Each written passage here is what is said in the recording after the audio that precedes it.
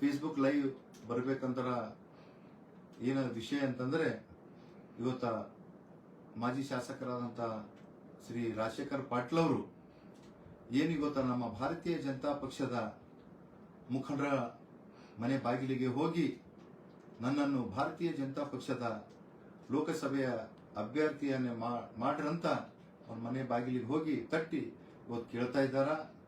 ಮಾನ್ಯ ರಾಜಶೇಖರ್ ಪಾಟೀಲ್ ಅವರೇ, ತಾವು 2023 ಚುನಾವಣೆಯಲ್ಲಿ ನನ್ನ ಎದುರ ಸೋತಿ ಸುಣ್ಣ ಆಗಿದ್ರಿ.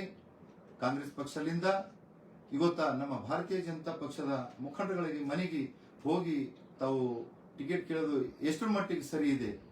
ಇವತ್ತು ತಾವೇ ಏನು ಹೇಳ್ತಾ ಇದ್ರಿ ಅಂತಂದ್ರೆ ತಮ್ಮ ಪಕ್ಷ ಕಾಂಗ್ರೆಸ್ ಪಕ್ಷ 130 ವರ್ಷಗಳ ಹಳೆಯ ಪಕ್ಷ, ತತ್ವ ಸಿದ್ಧಾಂತಗಳ ಪಕ್ಷ ಅಂತ ತಾವೇ ತಮ್ಮ ಬಾಯಿಲಿಂದ ಹೇಳ್ತೀರಿ. ಮತ್ತೆ ಇವತ್ತ ಕಾಂಗ್ರೆಸ್ ಪಕ್ಷದಿಂದ ಟಿಕೆಟ್ ಕೊಡ್ರಿ ಅಂತ ಕೇಳ್ತೀರಿ.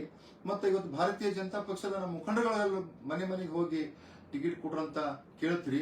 ಇದು ಎಷ್ಟರ ಮಟ್ಟಿಗೆ ಸರಿ ಇದೆ ಗೊತ್ತಾ? ನಾನು ತಮಗ ಹಾಗೂ ಕಾಂಗ್ರೆಸ್ ಪಕ್ಷದ ಮುಖಂಡಗಳಿಗೆ ನಾನು ಕೇಳೋದು ಏನಂತಂದ್ರೆ, ಇವತ್ತ ಏನು ತಮ್ಮ ಪಕ್ಷದಲ್ಲಿ ತತ್ವ ಸಿದ್ಧಾಂತಗಳು ಏನಿದೆ ಗೊತ್ತಾ? ಇವತ್ತ ತಮ್ಮದೇ ಒಬ್ಬ ಮುಖಂಡ ನಮ್ಮ ಪಕ್ಷದ ಮುಖಂಡಗಳ ಮನೆಗೆ ಹೋಗಿ ತಮ್ಮ ಪಕ್ಷದ ಬಗ್ಗೆ ವೈಮನಸ್ಸನ್ನು ಹೇಳ್ತಾ ಇದ್ದಾರೆ ಗೊತ್ತಾ?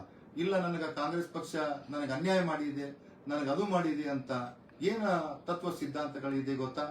ತಾವು ರಾಜಶೇಖರ್ ಪಾಟೀಲ್ ಅವರು ತಾವೇ ಹೇಳ್ತೀರಿ, ತಾವು ಕಟ್ಟ ಬೆಂಬಲಿಗ ಮಾನ್ಯ ಮಲ್ಲಿಕಾರ್ಜುನ್ ಖರ್ಗೆ ಅವರ ಕಟ್ಟ ಬೆಂಬಲಿಗ ಅಂತ ತಾವೇ ಹೇಳ್ತೀರಿ. ಅವ್ರಿಗೆ ಬೆನ್ನಿಗೆ ಚೂರಿಗೆ ಹಾಕ್ತಂತ ಕೆಲಸ ಇವತ್ತು ಮಾಡ್ತಾ ಇದ್ರಿ.